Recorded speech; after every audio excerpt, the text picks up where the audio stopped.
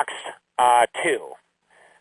So let's dive in. And what questions do you guys have about box 2? This lesson or box 1 or how to make it happen?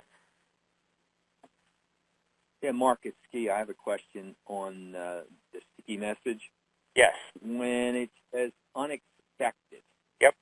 We talk about that a little bit more because I'm thinking if you're sending something out on a regular basis, it's not necessarily going to be unexpected unless it's the content that you're talking about. But give me your thoughts on that. Yep, it's the content. Okay. So you want to you want to shock them, you want to awe them, you want them to go ahead and be like, wow, so it's disturbing to them. Got it. Or exciting, or they laugh, or they cry. You want to invoke something that, like, whoa, that's really interesting. Right. And if you're doing something every week, right, like, how do you come up with a new, simple, unexpected, concrete, credible, emotional, and a story, every week? That's not easy. Yeah. This is what people... Go ahead. I was going to say, so like what I sent out to the group this morning about the call today about smart people, I was hoping to get that the unexpected thing there is, well, I'm a smart person. Okay. So I want them to open it. My whole goal is, if they're a smart person, this is what smart people do, right? Well, if they're very smart people, they want to know what that smart people do. They want to know that they're smart, right? Right. So that was my strategy on that. I don't know if that worked, but... And this is where box 10 comes in to play, which is measure results.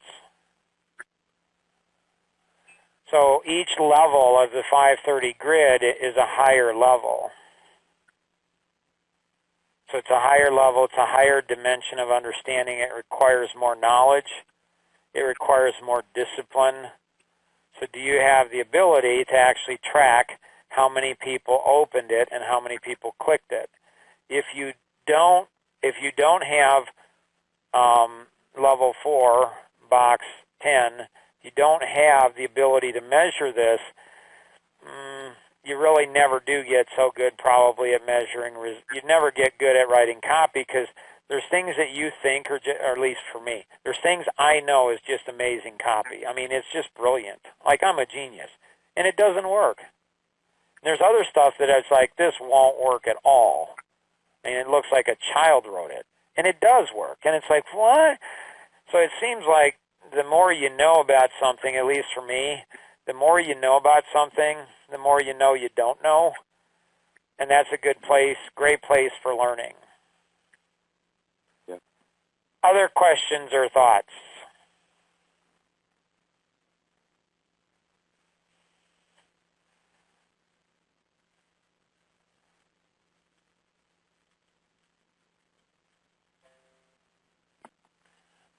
Allison, any questions you have?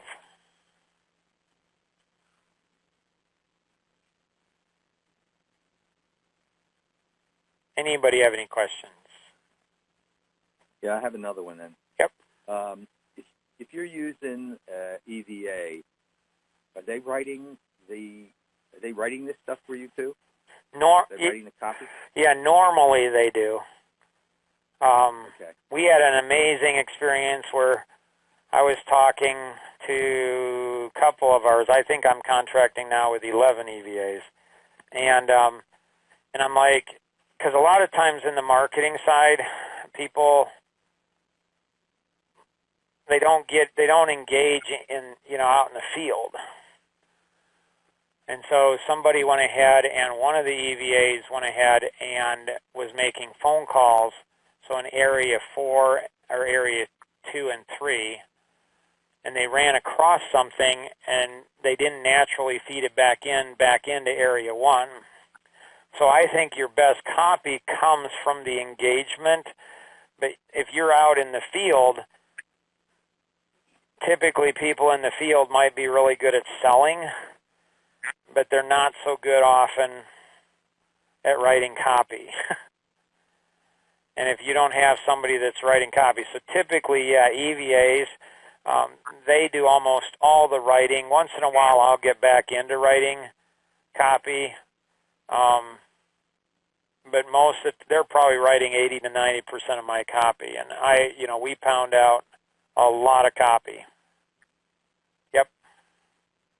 And that's where, ideally, what you want is you want EVAs to do all Area 1 marketing.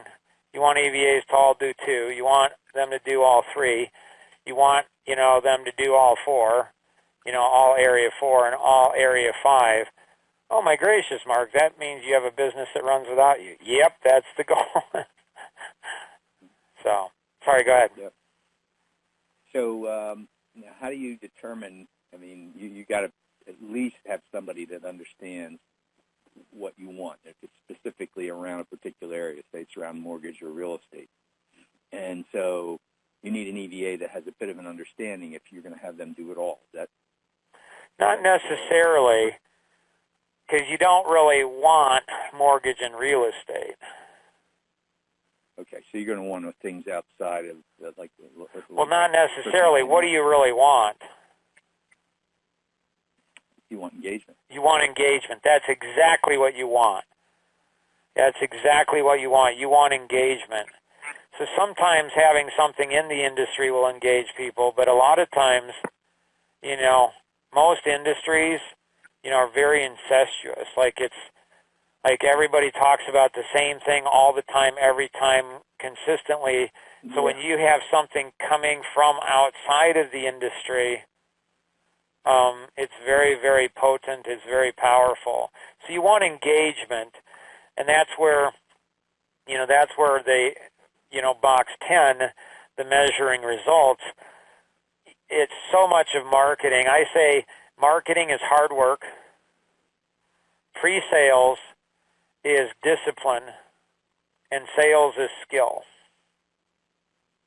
So marketing is hard work. Pre-sales is discipline, and sales is skill. Well, how do you get skill? By being disciplined and working hard.